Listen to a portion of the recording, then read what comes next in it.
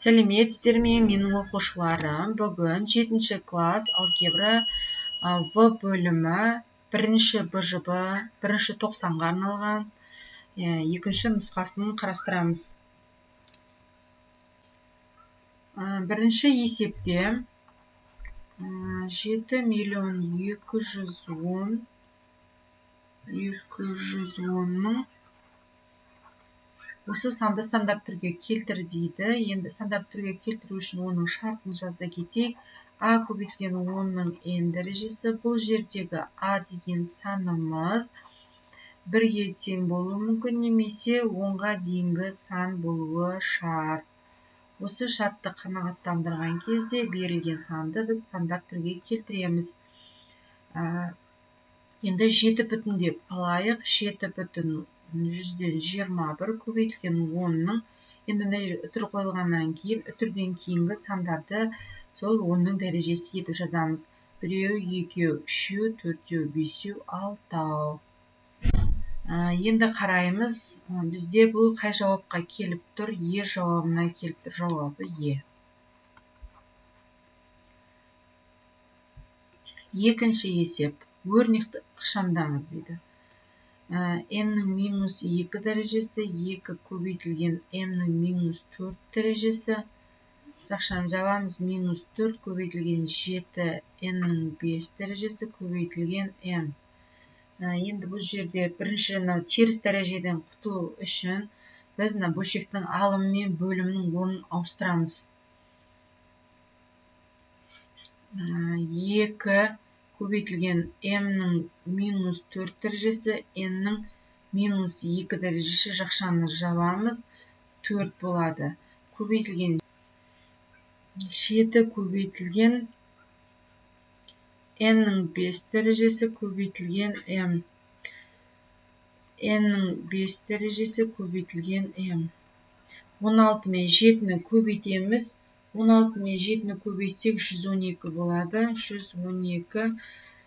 Енді бұл жерде, мына жерде 1 деген сан бар. Сол себепті n-ның минус 15 дәрежесі болады. Минус 15 дәрежесі.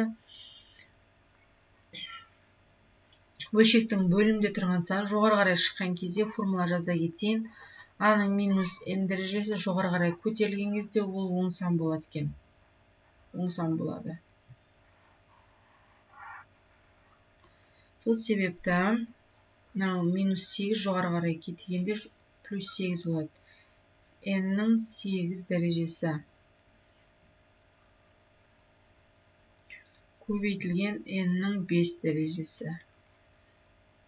Ары қарай кеттік. 112 m-ның минус 15 дәрежесі, ал n-ның 13 дәрежесі. n-ның 13 дәрежесі. Егер де теріс сан болып тұратын болса, оны бір бөлінген етіп алған кезде оң сан болады. Осы формуланы қолданамыз.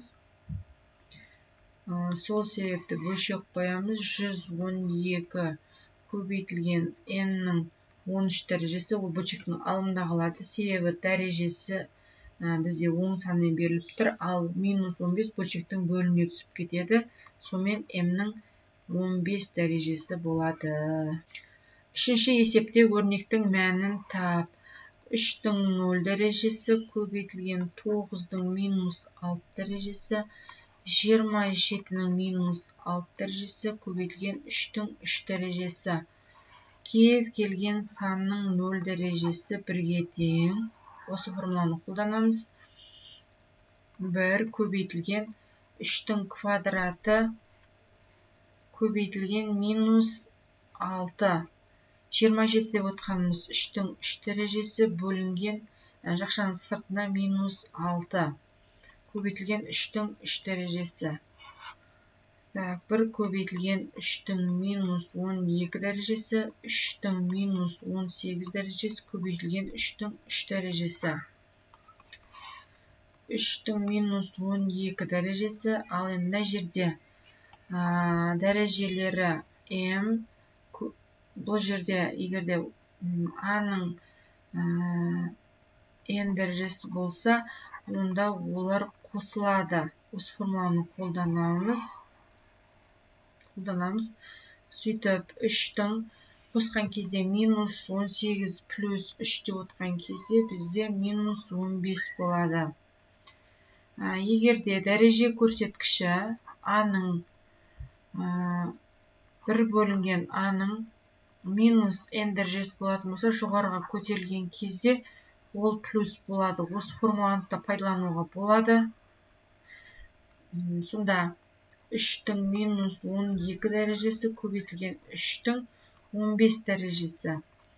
3-тің 3 дәрежесі болады. Яғни орталары көбейту болғандықтан олар қосылады. Сонда минус 12 плюс 15 3-тің 3 дәрежесі болады. 3-тің 3 дәрежесі деген 3-ті өз-өзіне 3 рет көбейт деген сөз 27 болды. Жауабы 27. Төртінші есеп. Төртінші есептің А тапсырмасына қараймыз. Бұл жерде сандар, алдындағы тұрған сандар бірдей. Сол себепті біз 10-ның минус 3 дәрежесі үлкен ба, 10-ның минус 2 дәрежесі үлкен ба деп салыстырамыз. 1 бөлінген 10-ның 3 дәрежесі деп отқанымыз 1000-ға тең. Ал 2 дәрежесі деп отқанымыз 100-ге тең. 1 тортты 1000 адам бөледі, 1 тортты 100 адам бөледі. Бізде 100 адам бөлген кусок үлкен. Келесі. Бұл жерде 10-ның дәрежелеріне қараймыз. Минус 5 деген сөз өте кішірейту деген сөз. Ал 10-ның 5 дәрежесі ол үлкейту деген сөз. Сол себепті осы сан үлкен. 10 үстіне 8,10-нан 3-те үлкен сан. Ал бұл жерде екеуі бірдей болып тұр. Сол себепті мына алдындағы тұрған сандарды қараймыз. 6,10-нан 8 үлкен. Бесінші есепте 55,9 көбейтілген 10-ның 9 дәрежесі сантиметр квадрат. Қаланы ауданы берілген, осыны метр квадратқа және километр квадратқа айналдыр дейді. Ал көрейік. Бірінші біз не істейміз? 1 сантиметр квадратта 1 бөлінген 10-ның 4 дәрежесі метр квадрат бар. Осы формуланы жаттаймыз. Ал 1 сантиметр квадратта 1 бөлінген 10-ның 10 дәрежесінде километр квадрат бар. Осы екі формуланы білсек, есеп шығады. Бірінші жағдайда біз метр квадратқа айналдыруымыз керек. 55,9 көбейтілген 10-ның 9 дәрежесі көбейтілген 1 бөлінген 10-ның 4 дәрежесі. 55,9 көбейтілген 10-ның енді бұл жерде 9 болады. Бөлшектің бөлімде тұрған сан жоғары қарай көтерілген кезде минус 4 дәреже болады. Сонымен 55,9 көбейтілген 10-ның 5 дәрежесі болады екен. Жауабы бізде метр квадрат. Енді екінші тапсырма бойынша 55,9 көбейтілген 10-ның 9 дәрежесі сантиметр квадратты. Біз енді не істейміз? Километр квадратқа айналдыруымыз керек. Сол үшін біз қайта жазамыз. 55,9 көбейтілген 10-ның 9 дәрежесі 1 бөлінген 10-ның 10 дәрежесі. 55,9 көбейтілген 10-ның жоғары қарай көтерілген кезде ол минус болып көтеріледі. Сонымен 9 азайту минус 10 минус 1 болады. Енді шыққан санды 55,9-ды біз 10-ға бөлеміз. Сол кезде алға қарай бір үтір жылжиды. 5,159 километр квадрат деген жауап шығады. Каналға жазылуды ұмытпаңыздар, достарыңызға таратыңыздар. Жақсы, сау сәлеметте болыңыздар.